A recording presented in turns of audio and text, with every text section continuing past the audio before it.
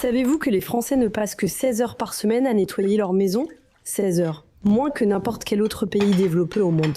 États-Unis, 26 heures. Allemagne, 22 heures. Brésil, 28 heures. France, 16 heures. Attendez, 16 heures. Alors, les Français vivent dans le désordre, entourés de poussière et de vaisselle sale?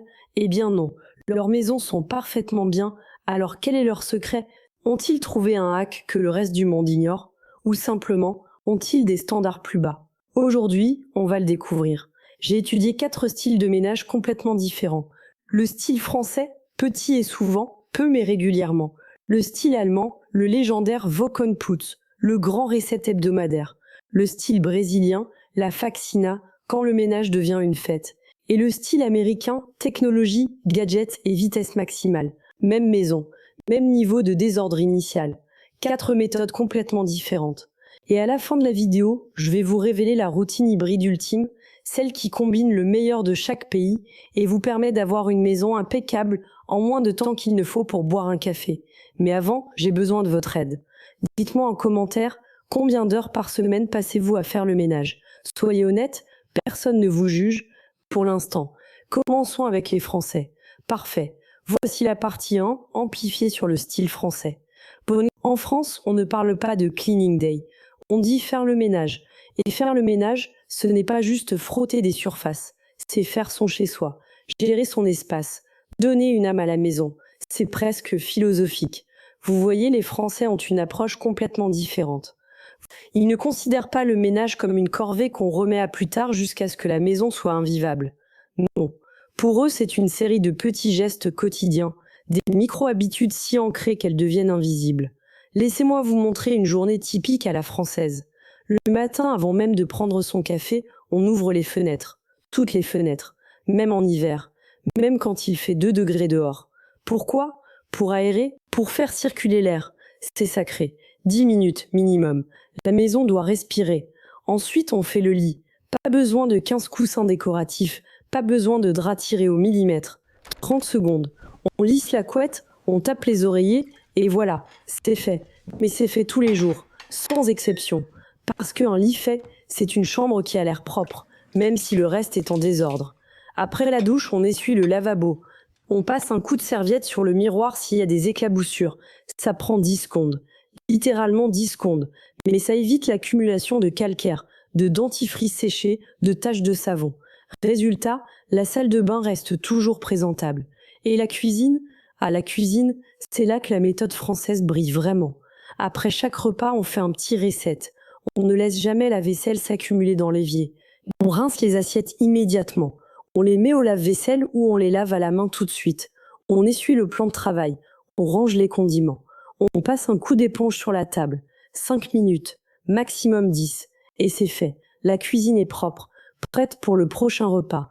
Pas de montagne de vaisselle sale qui vous attend le lendemain matin. Pas de surface collante couverte de miettes, juste une cuisine fonctionnelle. Le soir, avant d'aller se coucher, on prend 5 minutes pour tout remettre à sa place. Les chaussures dans le placard, les vestes sur le porte-manteau, les magazines empilés, les télécommandes sur la table basse. On fait un petit tour visuel de la pièce et on range ce qui traîne. Pas de marathon de 4 heures le samedi. Pas de journée entière sacrifiée au nettoyage. Juste des petites touches, chaque jour, 15 à 20 minutes réparties sur toute la journée. C'est tellement intégré à la routine qu'on ne le remarque même plus. Et voilà le secret français. Ce n'est pas qu'il nettoie moins, c'est qu'il nettoie différemment. Ils ne laissent jamais la saleté s'accumuler au point de nécessiter une intervention massive. Ils maintiennent, ils entretiennent, ils préviennent.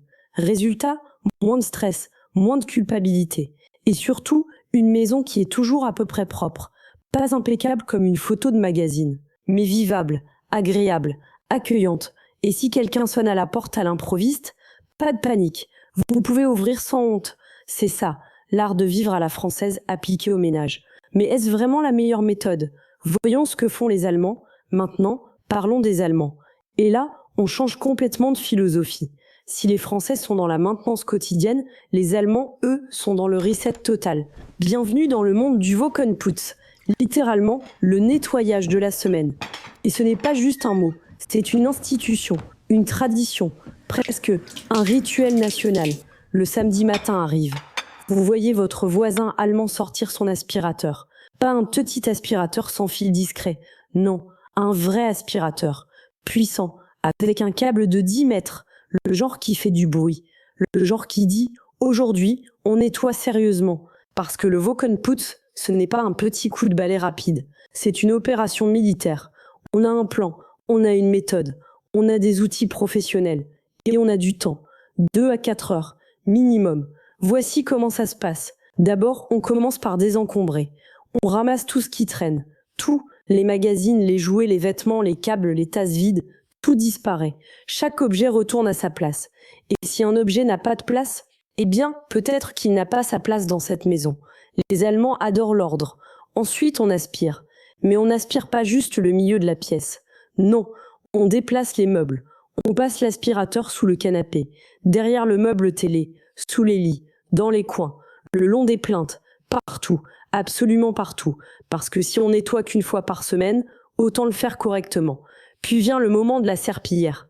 Et là encore, ce n'est pas une simple serpillière rapide. On sort le seau, on met de l'eau chaude, on ajoute le produit de nettoyage approprié. Et on nettoie méthodiquement, pièce par pièce. On commence par le fond et on recule vers la sortie pour ne pas marcher sur ce qu'on vient de nettoyer. Logique, efficace. Allemand, les surfaces, on les essuie toutes.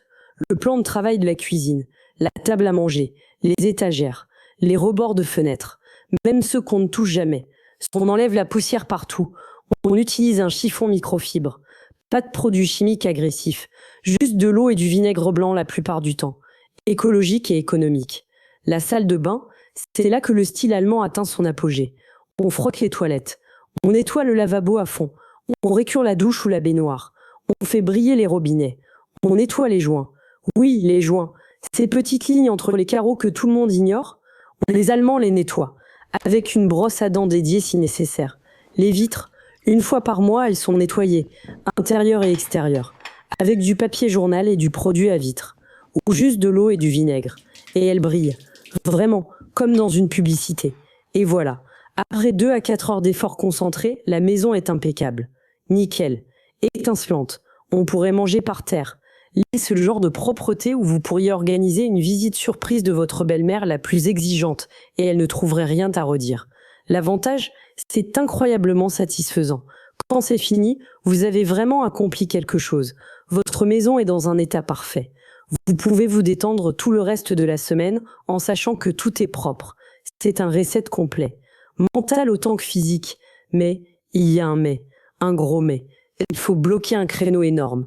2 à 4 heures d'un coup. Généralement le samedi matin ou le dimanche. Ça veut dire adieu à la grasse matinée. Adieu au brunch tranquille. Adieu au plan spontané. Parce que c'est le jour du Wochenputz. C'est sacré. C'est non négociable. Et si vous ratez votre samedi, si vous avez un imprévu, une invitation, un week-end ailleurs, eh bien, bonne chance, parce que pendant une semaine, la maison va accumuler la saleté. Et la semaine suivante, vous aurez 2 semaines de saleté à nettoyer. C'est le piège du système. Ça fonctionne magnifiquement bien tant qu'on le suit religieusement. Mais si on saute une session, ça se voit. Et ça se sent. Alors, est-ce mieux que la méthode française ? Ça dépend. Si vous aimez la rigueur, les résultats spectaculaires et que vous pouvez bloquer un gros créneau hebdomadaire, c'est parfait. Mais si vous préférez la flexibilité, peut-être que le Brésil a une meilleure idée. Si les Allemands font du ménage, une discipline militaire, les Brésiliens, eux, en font une fête. Bienvenue dans le monde de la faxina. Et croyez-moi, ce n'est pas juste un mot, c'est une expérience, c'est un événement social, c'est presque un sport collectif. Imaginez, c'est samedi matin ou dimanche, peu importe, c'est le jour de la faxina. C'est dans une maison brésilienne typique, ça commence comme ça. Quelqu'un met de la musique, fort, très fort, de la samba, du pagode, du sertanejo, de la musique qui bouge, qui donne envie de danser, parce qu'on ne fait pas le ménage dans le silence au Brésil. Oh non, on nettoie en rythme. Et voici la grande différence. Tout le monde participe. Ce n'est pas la responsabilité d'une seule personne, c'est une affaire de famille. Papa sort les seaux, maman distribue les tâches, les enfants prennent les balais, même le chien semble comprendre que c'est un moment important. Tout le monde a un rôle, tout le monde contribue, l'énergie est incroyable. On ne traîne pas, on ne procrastine pas, on attaque directement. Quelqu'un commence par sortir tous les meubles de la pièce. Oui, tous. Le canapé, dehors, la table, dehors, les chaises, dehors. On vide complètement l'espace, parce qu'on ne nettoie pas autour des meubles. On nettoie partout, sous, derrière, à côté, partout. Ensuite vient le moment emblématique de la faxina, le seau d'eau. Un grand seau, rempli d'eau chaude savonneuse, et on ne parle pas d'une serpillière délicate. Non, on verse l'eau directement sur le sol. Littéralement, des litres d'eau, le sol est inondé. Et là, on frotte, avec un balai à poils durs. On frotte comme si on voulait enlever la couche supérieure du carrelage. C'est physique, c'est intense. Vous transpirez, vous vous déplacez, vous vous frottez, vous rincez. Et pendant ce temps, la musique continue. Quelqu'un chante, quelqu'un danse entre deux coups de balai.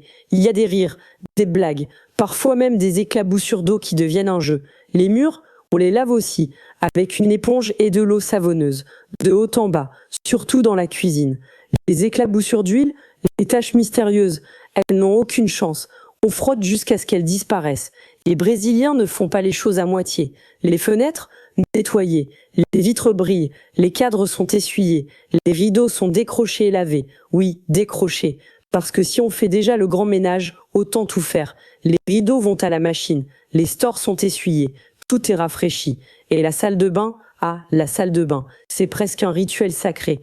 On utilise des produits puissants, javel, désinfectants, détartrants. On frotte les toilettes jusqu'à ce qu'elles brillent comme neuves. On récure la douche. On nettoie les joints avec une brosse. On fait briller les robinets. On désinfecte chaque surface. Parce que dans une maison brésilienne, la salle de bain doit être impeccable, non négociable. Pendant ce temps, quelqu'un s'occupe du linge. Les draps sont changés. Tous, dans toutes les chambres. Les serviettes sont remplacées. Tout part à la machine. Mais comme il fait généralement beau et chaud au Brésil, tout est étendu dehors, au soleil, pour sécher naturellement, pour sentir bon. La cuisine, c'est le champ de bataille final. On vide tous les placards, on essuie l'intérieur, on vérifie les dates de péremption, on jette ce qui est périmé, on réorganise, on nettoie le réfrigérateur, intérieur et extérieur, on nettoie le four, on dégraisse la cuisinière, on récure l'évier jusqu'à ce qu'il brille. 2 heures passent, 3 heures, parfois 4. C'est long, c'est épuisant, mais on ne le fait pas seul, on le fait ensemble, et ça change tout. Parce que nettoyer seul, c'est déprimant. Nettoyer ensemble, avec de la musique, des rires, c'est supportable, presque agréable. Et quand c'est fini, quand c'est fini, la satisfaction est immense. La maison est impeccable, vraiment impeccable. Ça sent le propre partout. Les sols brillent, les surfaces étincellent. Tout est rangé, organisé, parfait. On peut prendre une photo pour Instagram. On peut inviter n'importe qui. La maison est digne d'un magazine. Alors on s'assoit, ensemble. On boit quelque chose de frais. Un jus, une bière, peu importe. On admire le travail accompli et on ressent cette fierté collective. On a fait ça, ensemble. La maison est magnifique. L'avantage de la faxina, c'est social, c'est énergisant, c'est complet. Quand c'est fait, c'est vraiment fait. Et le fait de le faire en famille ou entre colocataires crée des liens. C'est un moment partagé, une expérience commune. Mais les inconvénients sont réels.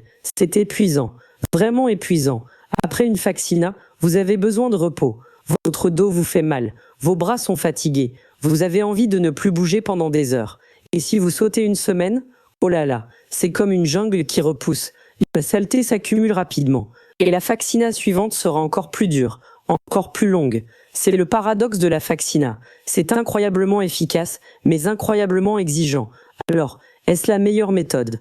Peut-être, si vous avez l'énergie, si vous avez l'aide, si vous aimez transformer le ménage en événement collectif. Mais si vous êtes seul, si vous n'avez pas 4 heures à consacrer, peut-être que les Américains ont trouvé une solution plus rapide. Parfait. Voici la partie 4 amplifiée sur le style américain, les recettes rapides. 11:30, bienvenue aux États-Unis, le pays de l'innovation, du pragmatisme, de l'efficacité maximale et surtout le pays des gadgets. Si les Brésiliens transforment le ménage en marathon collectif, les Américains, eux, ont une philosophie complètement différente. Pourquoi travailler dur quand on peut travailler intelligemment? Pourquoi passer des heures à nettoyer quand la technologie peut le faire pour vous? Pourquoi s'épuiser quand il existe des solutions rapides? Entrez dans une maison américaine moderne et vous allez voir un robot aspirateur qui patrouille en permanence. Un aspirateur sans fil ultra léger accroché au mur, toujours prêt à l'action. Des lingettes jetables pour chaque surface imaginable. Des sprays nettoyants à action rapide. Des balais vapeur. Des systèmes de filtration d'air. La technologie est partout. L'idée centrale du style américain, c'est le reset rapide. Pas de grand nettoyage marathon une fois par semaine. Pas de micro-routines quotidiennes minutieuses. Non, des interventions courtes, ciblées, efficaces. 15 minutes ici, 10 minutes là. On voit un problème, on le règle immédiatement. Avec le bon outil, le bon produit, la bonne technique. Laissez-moi vous montrer comment ça fonctionne. C'est le matin. Vous regardez le sol de la cuisine. Il y a des miettes d'hier soir. Pas de problème. Vous prenez l'aspirateur sans fil. 30 secondes. Les miettes ont disparu. Vous raccrochez l'aspirateur. Terminé. Vous n'avez même pas eu besoin de sortir un balai, un seau, une pelle. Juste l'aspirateur. Simple, rapide, efficace. La salle de bain, vous venez de prendre une douche. Vous voyez des traces de calcaire sur la paroi vitrée. Vous attrapez le spray anti-calcaire qui est là, à portée de main. 3 pulvérisations. Vous essuyez avec la raclette qui pend dans la douche. 10 secondes. Fini. La douche est propre. Vous n'avez pas besoin de bloquer 1 heure plus tard pour nettoyer. Vous l'avez fait tout de suite, en temps réel. Le plan de travail de la cuisine, des lingettes désinfectantes dans un tiroir. 3 passages. Le comptoir est propre, désinfecté. Vous jetez la lingette. Pas besoin de sortir une éponge, du produit, de rincer. C'est instantané. Certains diront que c'est du gaspillage, que ce n'est pas écologique. Et ils ont raison, mais c'est rapide. Et en Amérique, le temps, c'est de l'argent. Et puis, il y a le robot aspirateur. Cette petite merveille technologique. Vous le programmez. Tous les jours à 10 heures du matin, pendant que vous êtes au travail, il part en mission. Il aspire toute la maison. Il retourne tout seul à sa base pour se recharger. Vous rentrez chez vous le soir et le sol est propre. Vous n'avez rien fait. Zéro effort. La magie de la technologie. Les Américains adorent aussi les Power Hours ou les Cleaning Sprints. L'idée, mettre un minuteur. 15 minutes, 20 minutes maximum. Et dans ce temps limité, vous nettoyez aussi vite que possible. Pas de perfectionnisme, pas de procrastination, juste l'action pure. Vous mettez de la musique énergique, vous attrapez un panier, vous faites le tour de la maison, tout ce qui traîne va dans le panier. Ensuite, vous videz le panier en remettant chaque objet à sa place. 5 minutes. Ensuite, vous prenez l'aspirateur sans fil. Vous passez rapidement dans chaque pièce. 5 minutes. Puis vous essuyez les surfaces principales. Cuisine, salle de bain. 5 minutes. Et voilà, en 15 minutes, votre maison a l'air présentable. Ce n'est pas parfait, ce n'est pas profond, mais c'est suffisant. J'en dis long parce que la philosophie américaine, c'est que assez bien est mieux que parfait mais jamais fait. Mieux vaut une maison à 80% propre tous les jours qu'une maison à 100% propre une fois par mois. Les Américains utilisent aussi beaucoup les services professionnels. Une femme de ménage qui vient 1 fois par semaine ou toutes les 2 semaines pour faire le nettoyage en profondeur. Pendant ce temps, eux, ils maintiennent juste. Ils font les recettes rapides. Ils utilisent leurs gadgets. Et la professionnelle s'occupe du reste. C'est une externalisation. Comme tout dans la culture américaine. Si quelqu'un peut le faire mieux et plus vite que vous, payez-le et concentrez-vous sur ce que vous faites de mieux. Les avantages du style américain, c'est rapide, c'est flexible, ça s'adapte à un emploi du temps chargé. Vous n'avez pas besoin de bloquer des heures. Vous nettoyez quand vous avez le temps. 2 minutes ici. Et avec les bons outils, c'est étonnamment efficace. Votre maison reste toujours à un niveau acceptable. Jamais catastrophique, jamais impeccable non plus, mais vivable, fonctionnel. Et psychologiquement, c'est moins intimidant. Vous ne regardez pas votre maison en pensant « il me faut 4 heures pour tout nettoyer ». Non, vous pensez « il me faut 15 minutes pour un reset rapide ». C'est gérable, c'est faisable, même après une longue journée de travail, même quand vous êtes fatigué. Mais, et c'est un gros mais, c'est superficiel. Oui, le sol est aspiré. Mais avez-vous déplacé le canapé récemment? Avez-vous nettoyé dessous? Probablement pas. Oui, le plan de travail brille. Mais avez-vous nettoyé l'intérieur des placards, les joints de carrelage, l'arrière du réfrigérateur? Probablement pas non plus. Le style américain maintient les surfaces visibles. Ce qui est en vue est propre. Mais ce qui est caché reste caché. Sous les meubles, il y a probablement de la poussière accumulée depuis des mois. Dans les coins difficiles d'accès, il y a probablement des toiles d'araignée. Derrière la machine à laver, vous ne voulez probablement pas regarder. Et puis il y a la dépendance aux gadgets. Que se passe-t-il si votre robot aspirateur tombe en panne? Si votre aspirateur sans fil n'est plus chargé? Si vous n'avez plus de lingettes jetables? Soudainement, vous êtes paralysé. Vous ne savez plus comment nettoyer à l'ancienne. Avec un balai, une serpillière, une éponge, c'est devenu étranger. Et financièrement, ça coûte cher. Les gadgets ne sont pas donnés. Les lingettes jetables s'accumulent. Les produits spécialisés pour chaque surface. Le robot aspirateur qui coûte 300-400 euros. L'aspirateur sans fil haut de gamme. La femme de ménage professionnelle. Tout ça s'additionne. Le style américain est efficace, mais il a un prix. Alors, est-ce la meilleure méthode? Ça dépend. Si vous avez le budget. Si vous valorisez votre temps plus que tout. Si vous êtes à l'aise avec un niveau de propreté suffisant plutôt que parfait. Alors oui, c'est génial. Mais si vous voulez vraiment un nettoyage en profondeur, si vous voulez une maison impeccable dans les moindres recoins, vous aurez besoin de plus que des gadgets et des resets de 15 minutes. Maintenant que nous avons vu les 4 méthodes, il est temps de les tester. Vraiment, scientifiquement. Pour voir laquelle fonctionne le mieux.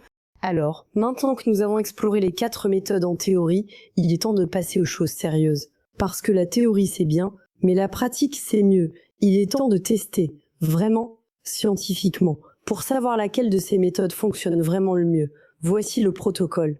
J'ai pris la même maison, un appartement typique, 2 chambres, un salon, une cuisine, une salle de bain, environ 70 mètres carrés. C'est que j'ai créé exactement le même niveau de désordre et de saleté pour chaque test. Pas un désordre catastrophique, pas une maison immaculée non plus, juste le niveau normal d'une maison où des gens vivent vraiment. La cuisine, des miettes sur le plan de travail, quelques assiettes dans l'évier, des traces sur la cuisinière, le sol qui a besoin d'être balayé, des empreintes sur les poignées du réfrigérateur. Le salon, des coussins en désordre sur le canapé, quelques magazines qui traînent, de la poussière visible sur la table basse, des miettes sur le tapis, quelques vêtements oubliés sur une chaise. La salle de bain, du calcaire sur le lavabo et le miroir, quelques cheveux dans la douche, des traces de dentifrice, des serviettes pas vraiment pliées, la poubelle qui commence à être pleine. Les chambres, le lit défait, des vêtements sur une chaise, un peu de poussière sur les meubles, quelques objets qui ne sont pas à leur place. Bref, une maison normale, celle dans laquelle nous vivons tous réellement, pas un épisode de cauchemar en cuisine, pas non plus une villa de luxe parfaitement rangée, juste la vraie vie. Et maintenant, le test. Pour chaque méthode, j'ai mesuré 4 choses précises. Premier critère, le temps total nécessaire. Combien d'heures ou de minutes faut-il investir? Parce que notre temps est précieux. Si une méthode prend 3 fois plus de temps qu'une autre, ça a un coût réel. Deuxième critère, le niveau de propreté atteint. Et là, j'ai été précis. J'ai utilisé une échelle de 1 à 10. 1, c'est toujours sale.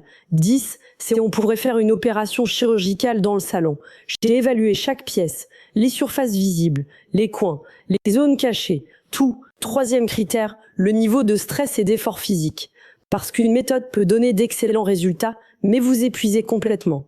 Ça compte. Une méthode soutenable est une méthode qu'on va réellement suivre sur le long terme. Quatrième critère, la durabilité. Combien de temps la maison reste-t-elle propre avant de redevenir sale? Parce qu'une méthode qui donne une maison impeccable pendant 2 jours avant que tout redevienne le chaos, ce n'est pas vraiment une victoire. Commençons avec le style français. Pendant une semaine complète, j'ai suivi la méthode petit et souvent. Chaque matin, ouverture des fenêtres pendant 10 minutes. Faire le lit immédiatement après le lever. Essuyer le lavabo après chaque utilisation. Reset de cuisine après chaque repas. 5 minutes de rangement le soir avant de se coucher. Résultat temps, environ 15 à 20 minutes par jour. Répartis sur toute la journée. Ça fait environ 2 heures à 2 heures et demie sur la semaine. C'est peu, vraiment peu. Résultat propreté, la maison est restée à un niveau constant de 6 ou 7 sur 10. Pas impeccable, mais toujours présentable, toujours fonctionnel. Jamais de moment où je me suis dit « Oh non, c'est le chaos ». C'était stable, agréable. Résultat stress, très faible. Parce que rien ne s'accumule jamais. Il n'y a jamais cette montagne intimidante de tâches qui attend. Juste de petits gestes, faciles, rapides, presque automatiques. Résultat durabilité, excellent. Parce que la méthode elle-même maintient la propreté en continu. Il n'y a pas de retour à la saleté parce qu'on ne laisse jamais la saleté s'installer. Ensuite, le style allemand, le Wohlkommeputz. J'ai laissé la maison se salir pendant une semaine, normalement, sans intervention. Et le samedi matin, j'ai fait le grand nettoyage. L'aspirateur partout, sous les meubles. Serpillière complète. Nettoyage de toutes les surfaces. Salle de bain récurée. Tout. Résultat temps, 3 heures et 45 minutes. D'un coup, un gros bloc. Le samedi matin entier y est passé. Résultat propreté, 9 sur 10. Franchement, la maison était impeccable. Vraiment impeccable. Chaque coin brillait. Même les zones normalement ignorées étaient propres. C'était magnifique. Le genre de propreté qui vous fait sourire quand vous regardez autour de vous. Résultat stress, élevé pendant le nettoyage. Parce que 3h45, c'est long, c'est physiquement fatigant. Mentalement, c'est lourd de savoir qu'on a ça devant soi. Mais après, un soulagement énorme, une satisfaction profonde. Résultat, durabilité, intéressant. La maison est restée très propre pendant environ 3 jours. Puis elle a commencé à redescendre progressivement. À la fin de la semaine, elle était revenue à un niveau 4 ou 5, prête pour le prochain Wochenputz. Puis, le style brésilien, la faxina. Pour ce test, j'ai recruté de l'aide. Parce que la faxina, c'est collectif. On ne peut pas vraiment la faire seule et garder l'esprit de la méthode. Donc, un samedi après-midi, avec 2 amis, on a fait la faxina complète. Musique à fond, seau d'eau, tout le monde participe. Résultat temps, 4h20, mais réparti entre 3 personnes. Donc techniquement, environ 1h30 par personne, mais 4h20 au total. Résultat propreté, 10 sur 10. Honnêtement, tout était parfait. Les murs lavés, les fenêtres brillantes, les sols inondés puis séchés, les placards nettoyés à l'intérieur. C'était le niveau maximum de propreté. Presque trop propre. Le genre de propre qui fait peur de toucher quelque chose. Résultat stress. Paradoxal. Après 4 heures, tout le monde était fatigué. Dos douloureux, bras fatigués. Mais, mentalement, c'était presque agréable. La musique, les rires, le travail d'équipe, ça transforme une corvée en événement social. Résultat durabilité, similaire au style allemand. Environ 3 jours de perfection, puis déclin progressif. À la fin de la semaine, retour à un niveau moyen nécessitant une nouvelle intervention. Enfin, le style américain, les resets rapides et les gadgets. J'ai programmé le robot aspirateur pour passer tous les matins. J'ai utilisé l'aspirateur sans fil pour des interventions ciblées. Des lingettes pour les surfaces, des sprays rapides, des sessions de 15 minutes quand nécessaire. Résultat temps, environ 10 à 15 minutes par jour en intervention active. Plus le robot qui travaille seul pendant 25 minutes. Total hebdomadaire, environ 1h30 à 2 heures d'effort humain actif. Résultat propreté variable. Les surfaces visibles étaient à 7 ou 8 sur 10. Toujours bien, mais sous les meubles. Dans les coins difficiles, 4 ou 5. Parce que ni moi ni le robot ne les atteignons vraiment. Moyenne générale, 6 ou 7. Résultat stress, très faible. Parce que tout est fractionné. Rapide, jamais intimidant. Mais une petite frustration sous-jacente. Le sentiment que ce n'est jamais vraiment propre. Juste assez propre. Résultat durabilité, excellent pour ce qui est maintenu. Les zones nettoyées régulièrement restent propres, mais les zones négligées s'accumulent progressivement. Alors maintenant vient la grande question. Après avoir testé les 4 méthodes dans les mêmes conditions, laquelle gagne? Laquelle est objectivement la meilleure? Et voilà le verdict. Il n'y a pas de gagnant absolu. Parce que chaque méthode excelle dans différentes catégories. Le style allemand et brésilien donne la meilleure propreté, mais demande le plus de temps et d'énergie. Le style français et américain demande moins d'efforts, mais n'atteignent jamais ce niveau de perfection. Si vous êtes perfectionniste, le style allemand ou brésilien. Si vous voulez l'efficacité et la flexibilité, le style français ou américain. Si vous avez beaucoup de temps, le style brésilien. Si vous avez un budget pour les gadgets, le style américain. Si vous voulez la simplicité, le style français. Mais attendez, parce qu'il y a une 5e option, une option que personne n'a encore mentionnée. Et si on ne choisissait pas? Et si on combinait le meilleur de chaque méthode? Alors voilà, nous avons testé 4 méthodes, 4 philosophies complètement différentes du ménage. Et la vérité, c'est qu'aucune n'est parfaite. Chacune a ses forces, chacune a ses faiblesses. Mais voici la vraie question. Pourquoi choisir? Pourquoi s'enfermer dans une seule méthode quand on peut prendre le meilleur de chaque culture et créer quelque chose de nouveau, quelque chose de supérieur? Une méthode hybride qui combine l'efficacité française, la rigueur allemande, l'énergie brésilienne et la technologie américaine. Laissez-moi vous présenter la routine ultime, celle que j'ai développée après avoir testé tout ça, celle qui fonctionne vraiment, celle qui maintient votre maison propre sans vous épuiser, sans sacrifier vos week-ends, sans stresser. La fondation, le style français, petit et souvent, c'est la base, le socle. Parce que les Français ont raison sur un point fondamental, si vous maintenez en continu, vous n'aurez jamais besoin de rattraper un retard énorme. Donc chaque jour, vous faites ces micro-rituels. Le matin, dès le réveil, ouvrez les fenêtres. Toutes. Pendant que vous préparez votre café, pendant que vous prenez votre douche, laissez l'air circuler. 10 minutes minimum. Ça coûte 0 effort et ça change tout. L'odeur, la fraîcheur, l'énergie de la maison. Ensuite, faites votre lit. 30 secondes. Même si c'est imparfait, même si personne ne va le voir. Faites-le. Parce qu'un lit transforme visuellement une chambre en désordre en chambre présentable. C'est magique, c'est instantané. Après chaque utilisation de la salle de bain, un coup rapide. Essuyez le lavabo avec la serviette que vous venez d'utiliser. 5 secondes. Passez la raclette sur la paroi de douche si vous en avez une. 10 secondes. Ça évite l'accumulation de calcaire. Et une salle de bain qui ne nécessite jamais de récurage intensif. Après chaque repas, recette de cuisine immédiat. Ne laissez jamais la vaisselle s'accumuler. Rincez, mettez au lave-vaisselle ou lavez immédiatement. Essuyez le plan de travail. Rangez les condiments. 5 à 10 minutes. Et votre cuisine est prête pour le prochain repas. Pas de stress, pas d'accumulation. Le soir, avant de vous coucher, 5 minutes de rangement express. Faites un tour visuel du salon. Remettez les coussins en place. Pliez le plaid. Ramassez ce qui traîne. Mettez les objets à leur place. C'est rapide. Et vous vous réveillez dans une maison ordonnée. Psychologiquement, ça change tout. Total quotidien, 15 à 20 minutes. Réparti, invisible, automatique. C'est la maintenance de base. C'est ce qui empêche votre maison de jamais devenir un chaos. La technologie américaine. Automatiser ce qui peut l'être. Maintenant, ajoutons la touche américaine. Parce qu'ils ont raison. Pourquoi faire ce qu'une machine peut faire pour vous? Investissez dans un robot aspirateur. Un bon, pas le modèle d'entrée de gamme qui se coince sous le canapé. Un vrai robot intelligent qui cartographie votre maison. Programmez-le pour passer tous les jours ou tous les 2 jours. Pendant que vous dormez. Pendant que vous travaillez. Peu importe, vous n'avez rien à faire. Le sol reste constamment propre. Ayez un aspirateur sans fil à portée de main. Accroché au mur. Toujours chargé. Toujours prêt. Dès que vous voyez des miettes, hop, 30 secondes. C'est réglé. Pas besoin de sortir le gros aspirateur du placard. Pas d'excuses pour procrastiner. Utilisez des sprays efficaces. Pas des produits chimiques agressifs, mais des produits qui fonctionnent rapidement. Un spray multisurface pour la cuisine. Un spray anti-calcaire pour la salle de bain. Gardez-les à portée de main, sous l'évier, dans le placard de la salle de bain.